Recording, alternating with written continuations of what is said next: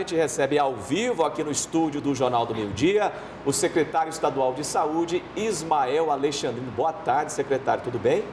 Boa tarde, tudo bem? Prazer estar aqui com vocês. É o primeiro estúdio que o senhor vem durante essa pandemia? Primeiro estúdio, Muito primeira obrigada. vez. Bacana, quanta honra para nós e para você, telespectador, que é o Jornal do Meio Dia. Secretário, até a meia-noite de hoje está prevista a chegada de 276.640 doses de vacinas. Coronavac, AstraZeneca e também Pfizer. É isso mesmo? Já chegaram algumas doses e como elas serão distribuídas? É isso mesmo, Lucílio, Luciana. Nós estamos recebendo um quantitativo muito grande de doses, o quantitativo de agosto. Superou a previsão inicial do Ministério da Saúde, que era em torno de 68 milhões no Brasil, chegou a 80 milhões. O estado de Goiás já atinge aí mais de 74% da população vacinada de primeira dose e, se Deus quiser, até o final deste mês, nós concluiremos a nossa meta de vacinar todas as pessoas acima de 18 anos de primeira dose. E aquela dose de reforço já começa a ser aplicada a partir de amanhã. Aqui em Goiânia, Aparecida já deu início hoje, mas por enquanto, secretário, apenas para idosos em asilos?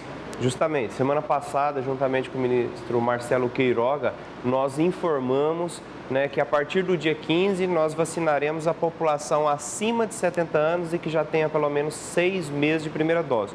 No entanto, desde já, a partir de hoje, alguns municípios, outros amanhã, aquelas pessoas que estão idosos, que estão em instituições de longa permanência, asilos, abrigos, eles já começarão, para que eles não entrem em competição com os que começarão a partir do dia 15, que tem condição de ir na unidade. A partir do dia 15, apenas idosos acima de 70 anos. Por enquanto, essa dose de reforço não se estende a, por exemplo, profissionais de saúde, a população em geral?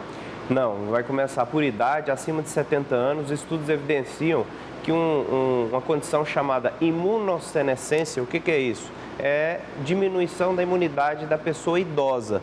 Isso faz com que aquelas pessoas que foram as primeiras que vacinaram e que são idosas, lá a partir do dia 18 de janeiro, elas tenham diminuído o seu nível de imunidade. Então, daí a necessidade de reforço. Não será por grupos, essa é a manifestação do Ministério da Saúde, da Câmara Técnica, como foi inicialmente. Então, acima de 70, completou 6 meses de idade, de intervalo da segunda dose, vai avançar. E aquelas pessoas que são imunossuprimidas, como por exemplo os transplantados, aí não são 6 meses, são 28 dias de intervalo da segunda dose. Para encerrar esse assunto de dose e reforço, após todo o ciclo concluído dos idosos com a dose de reforço, pessoas com 30, 40, sem comorbidade, 50, poderão também receber essa dose?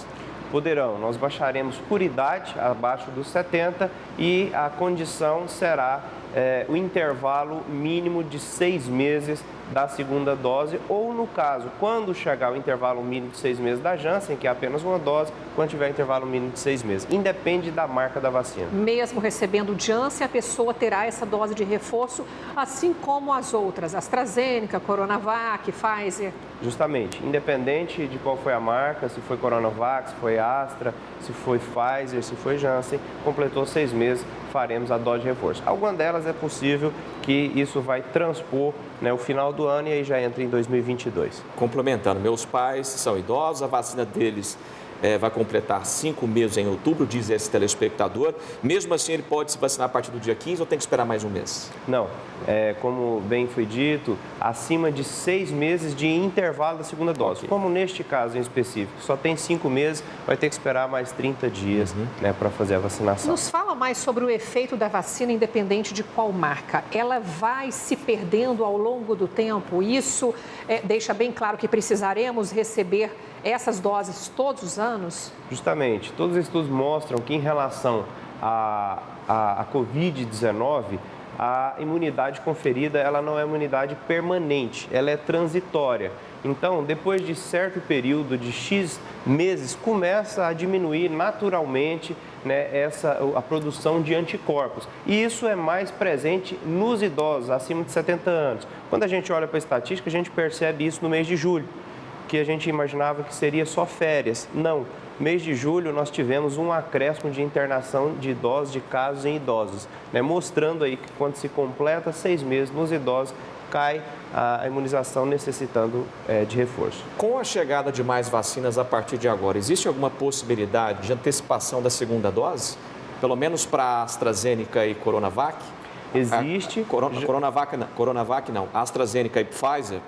Existe sim, já é algo que a gente já tratou com o Ministério da Saúde, né? Quando completarmos 18 anos, todas as pessoas de primeira dose, nós anteciparemos de 12 semanas para 8 semanas, tanto a AstraZeneca quanto o Pfizer. Muita gente querendo saber, entender o nosso futuro, como será, quando é que poderemos abandonar a máscara?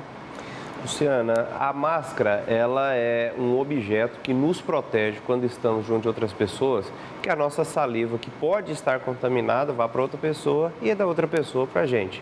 Então, dificilmente nós teremos a tranquilidade plena de utilizar a máscara, sem a máscara em 2021. Mesmo com a vacina, nós temos variantes que estão entrando, nós temos mutações, então o uso da máscara ele é recomendado. No nosso caso aqui, nós estamos a mais de 4 metros de distância um do outro, né? Por isso que eu estou sem a máscara. Mas o ideal é, se você vai conviver, né, fora da sua casa, em um ambiente público com outras pessoas, utilize a máscara. É um cuidado a mais.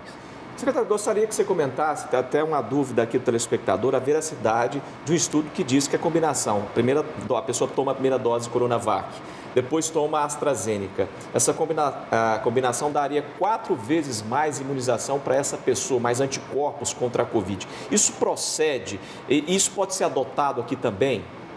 Olha, tem vários estudos que estão saindo agora, né? Tudo é muito novo, né, Lucília? Estão saindo agora mostrando a eficácia e a eficiência da intercambiabilidade de marcas, né, de AstraZeneca, de Pfizer.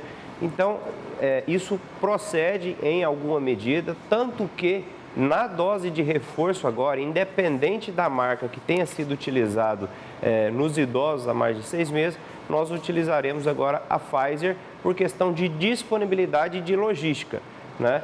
Todas as vacinas, ela tem a sua eficácia, um pouquinho mais, um pouco menos, mas essa intercambiabilidade já começa a ser feita, sim, inclusive em outros países, e ela tem uma eficácia, inclusive, também para alguns tipos de variantes. Falando em variantes, quais existem hoje do coronavírus e qual é a mais preocupante? É a Delta nesse momento? Olha, em número, em quantitativo, em Goiás, é a P, né? Temos a P1 e a P2, né? O que se chamava de variante Gama Plus, na verdade é uma mutação, o código genético não alterou, mas a Delta, ela assusta o mundo todo, assusta o Brasil. Aqui no estado de Goiás nós temos mais alguns casos confirmados, né? Tínhamos 14, isso está na casa dos 50 agora. O que nos chama a atenção é que são municípios muito pequenos, né? Que foram confirmados. Tivemos 5 casos ontem, como por exemplo, Novo Brasil, Palestina de Goiás, que a gente não vê muita conexão de que ser algo importado, né? Então, é algo que a gente está estudando, mas aqui no estado de Goiás, até o momento, o que tem importância epidemiológica mesmo tem sido as variantes P e não a Delta até o momento. Agora, é normal esse número maior de variantes? Acontece isso também com H1N1? E é incerta também a garantia de que essas vacinas disponíveis hoje são eficazes contra essas variantes? Isso, sempre que surge uma nova variante, surge a pergunta e a nossa dúvida, o nosso receio, o frio na barriga. Será eficaz? Será eficiente? Até o momento, as que existem são eficazes e são eficientes. Umas mais, outras menos, mas não tem nenhuma variante até o momento que não tenha algum nível de eficiência da vacina. Por isso que é importante a gente vacinar o mais rápido possível, que quanto mais as pessoas tiverem vacinadas, menos há circulação de vírus. E se há menor circulação de vírus, certamente há menos predisposição de mutações e de novas variantes. Secretário, algumas publicações nacionais dão conta que Goiás tem uma média de internação por Covid-19 em UTI ainda maior que a média nacional. Isso permanece? E eu queria saber também qual que é a ocupação hoje das UTIs para tratamento da Covid em Goiás.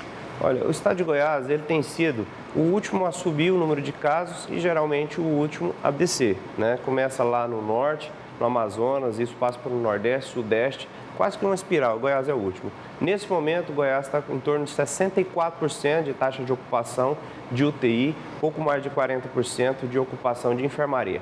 Já é bem menor do que já teve, mas ainda é um quantitativo expressivo. Mas já nos permite, como fizemos na semana anterior, retomarmos as cirurgias eletivas com muito critério, com muito zelo, né? Mas o estado de Goiás, salvo engano, está entre o quinto e o sexto, que ainda não baixou no nível dos demais. Os demais subiram primeiro que Goiás, também naturalmente baixaram primeiro que Goiás. Secretário, para aqueles idosos que receberam a segunda dose, e isso será complementado em outubro, completando aí 5 meses, poderão se vacinar a partir do dia 15 com a dose reforço? Ainda não? Não, o critério atual do Ministério da Saúde é que tenha acima de 70 anos de idade para iniciar e pelo menos 6 meses completos, 180 dias da segunda dose. Essa condição de intervalo mínimo de 6 meses, ela é condição sine qua non, ou seja, tem que existir para que a pessoa seja vacinada. E, para ser diferente disso, só no caso daqueles imunossuprimidos, que usam alguma medicação ou que são transplantados. Aí o intervalo é de 28 dias da segunda dose. A média de mortes por Covid-19 no Brasil ainda é muito alta, em Goiás também. O que a gente pode esperar para os próximos 90 dias? Uma diminuição? Por outro lado, a gente também tem que tomar cuidado com novas ondas. Como é que o senhor analisa isso? O momento agora que a gente está vivendo é um momento muito delicado, né, que a gente tem a expectativa de uma diminuição por uma vertente, pelo avanço da vacina, mas também temos a ameaça de novas variantes entrando no Brasil e mutações também. Então, é um momento delicado que não nos permite relaxarmos nas medidas não farmacológicas. E uma das principais medidas é o uso da máscara. A gente sabe que é desagradável, é chato utilizar, estamos cansados, mas mesmo vacinados, nós recomendamos que se utilize. Não vamos criar nenhum pânico, mas também não vamos banalizar a doença. Ela continua existindo e continua, infelizmente, ceifando a vida de muitas pessoas. Pois é, e o que dizer àqueles jovens que insistem em promover aglomerações, em circularem sem máscaras, apostando que pela idade não terão sintomas graves? Olha, o SARS-CoV-2, independente da variante, ele não respeita idade, sexo, crença, ideologia, ele atinge a todos. Então, mesmo você que é jovem, que goza de uma boa saúde, que é atleta, que alimenta bem, que tem um poder aquisitivo bom, se preocupe, porque ou você, ou seu amigo, alguém da sua família, infelizmente, pode sofrer as consequências da sua atitude que não tem sido responsável. Fica aí mais uma vez esse alerta, secretário estadual de Saúde, Ismael Alexandrino. Mais uma vez, obrigada pela participação, hoje ao vivo conosco aqui no estúdio. Uma boa tarde. Boa tarde e obrigado pelo convite.